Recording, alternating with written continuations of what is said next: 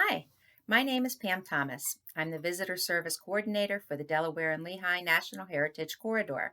You can find me in the National Canal Museum, located in Humor Park in Easton, Pennsylvania. Welcome to the beginning of our presentation for you of Adventures Aloud.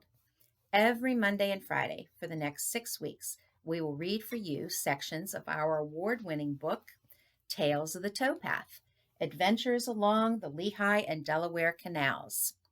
So, this book was written by Dennis Scholl and illustrated by Dennis Gerhardt. You can see the inside cover has a picture of the map for the Lehigh navigation, otherwise called the Lehigh Canal. On the back inside flap is a map for the Delaware section of the Delaware Canal.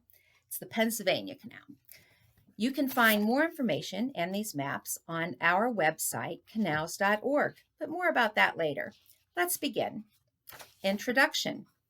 Tales of the Towpath is a story about growth and change, the industrialization of the United States, a family struggling to prosper in a new land, the maturing of an inquisitive young boy who meets new friends and enjoys exciting adventures that shape his life. Finn Gorman is that adventurous boy. He's the curious son of Fergus Gorman, a hard-working Irish immigrant who brings his family to America in 1846. The Gormans arrive as America is entering a new age of prosperity. Enterprising men are creating new industries that change the way people work and live. New forms of transportation are opening the American frontier to settlement. Abundant forests are supplying lumber for all of the needs of the growing country.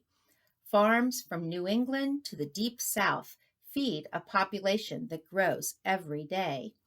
In the middle of this prosperity are the country's canals. They are the superhighways of the time, long, narrow waterways that connect towns and cities across much of the United States. Boats that navigate them carry coal, building materials, manufactured goods, and farm products.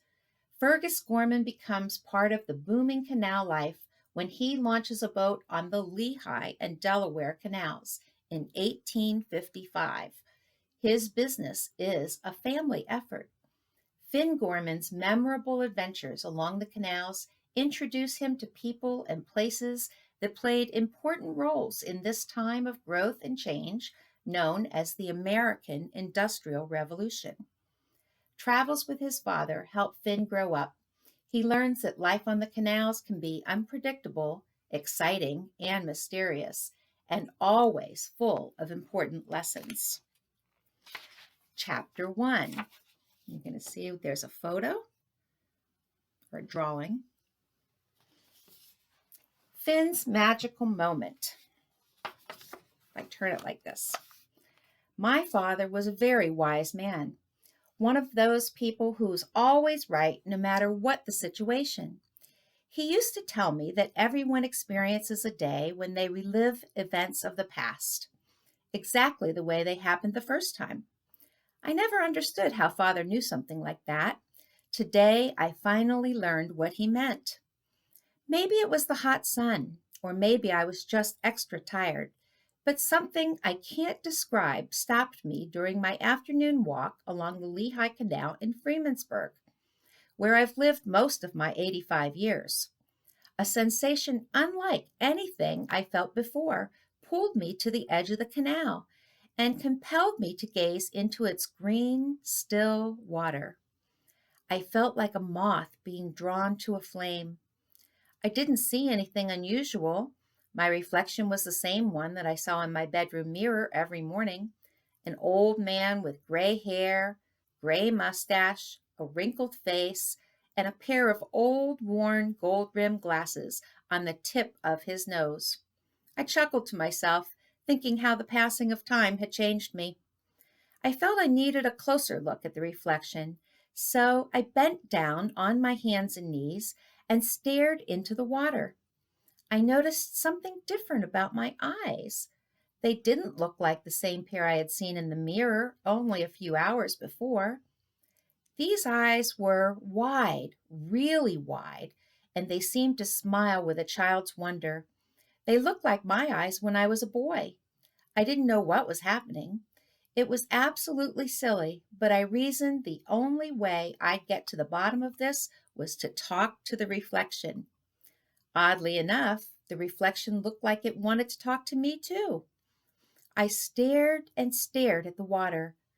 Who was going to say the first word? I finally got the nerve to open my mouth. Finn Gorman, I whispered, hoping no one was watching or listening. Is that you?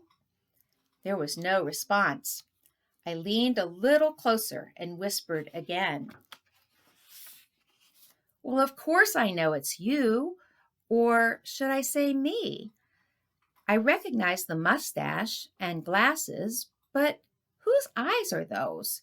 And why do they look so different than when they did this morning? Those two bright eyes widened more and more with each question I asked.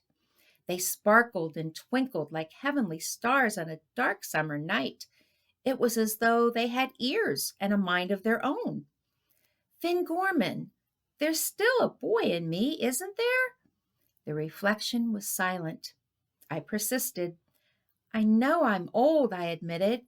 I know I can't run and jump or swim in the canal, but I've still got a boy inside me, don't I? Please tell me you're there, young Finn. A swift wind suddenly blew over the canal and broke the stillness of the water. My smiling reflection turned into a shimmering shape that spread in all directions and finally disappeared. I watched it fade and closed my eyes, disappointed that young Finn was gone. Then the wind stopped, just as quickly as it had started. The sound of the nearby steel factories and railroad yards faded. The air had eerie silence. I looked down at the water again, hoping I'd see what was there before. To my utter amazement, a boy was staring back at me. A boy with no wrinkles or gray mustache or glasses. This boy had smooth, fair skin, a head full of bushy brown hair, and a smile as wide as a crescent moon. I beamed as I had never beamed in my life, and the boy in the water looked straight at me and beamed back. I knew this was the day my father had told me about. I closed my eyes and clutched the stone I had worn around my neck for so many years. Then I waited for whatever was in store for me, knowing I would not be disappointed. Chapter 2: A Familiar Place. I didn't know where I'd be when I opened my eyes, but I hoped it wasn't Freemansburg. I always dreamed of trapping beaver in the Rocky Mountains, or hunting buffalo or antelope on the great grass plains of Kansas, but I never got there. After so many years living in one place, I truly hoped for a change of scenery. I summoned my courage and slowly opened my eyes. I was in a strange but familiar place, with sights and sounds I had seen and heard before. I felt like I was dreaming, yet everything in front of me was alive and moving. There were teams of mules pulling canal boats filled with shiny black coal and big sacks of flour. Behind me was a broad, swift-flowing river with a small, neatly arranged town built along one of its banks. I remember this place. I remember this life. My heart beat a little faster than it had ever had in the last 50 years. I wondered if my father was right. Was this the day when I would relive my life's most important events? "Look out, boy!" a man shouted. "Can't you see the mules coming? Get off the towpath before you're trampled." "Yes, sir," I called back, quickly moving to the side. "I'll get off the towpath right away." The man's warning echoed through my mind. Did he call me a boy? Why, I was older than him by half a century. I moved away from the towpath and took off my hat to wipe the sweat from my forehead. When my hand passed my eyes, I stopped it dead still and took a long look. Was this my hand? The skin was smooth and fair, not a single wrinkle. Then I looked down. What happened to the gold-rimmed glasses on the tip of my nose? And where was my gray mustache? Good gracious, my reflection wasn't lying. I was a boy. I grabbed for my stone, but it was gone. Finn, someone shouted in the distance. Finn Gorman, where are you? Who's calling? I looked toward the voice and saw a tall man waving. He was standing next to a building with a big sign that read, Freemansburg Boat Livery. Freemansburg? This couldn't be Freemansburg, at least not the same Freemansburg where I woke up this morning. I waved back, but didn't know to whom I was waving. Come here, Finn, the man shouted again. We've got work to do. Suddenly, I remembered the man's voice. It was the same voice that had taught me and comforted me when I was a boy. My eyes became wet with tears. I started running toward the boat livery. It seemed as though my legs couldn't carry me fast enough. Father, I'm coming, I yelled to the man. Wait for me. Good heavens, I was in Freemansburg, and right now it was the most exciting place on earth. Somehow I had become 10 years old again. Was I in a fantasy, or was this real? Finn, Father yelled again. The voice was no fantasy. Whatever happened had brought me back to a man I loved and missed. That's all for today. Tune in again on Friday when we'll read chapters 3 and 4. Thank you.